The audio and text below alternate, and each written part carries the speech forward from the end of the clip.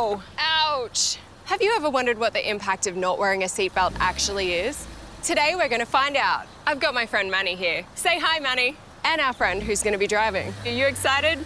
He's so serious all the time. First up, Manny's strapped in correctly. Let's take it up to 40 kilometers per hour and hit the brakes. If you crash at 40 kilometers per hour, it's the equivalent of falling from a 2-story building. Ooh, he's so restrained. Yo, Manny, you okay? He's smiling. Let's see what happens with the seatbelt off. Good luck, Manny. You're gonna need it. All right, reaching 40 kilometers per hour, no seatbelt. Oh, whoa. Oh, Manny, you can really see the massive difference it makes and the importance of wearing your seatbelt correctly every trip, every time.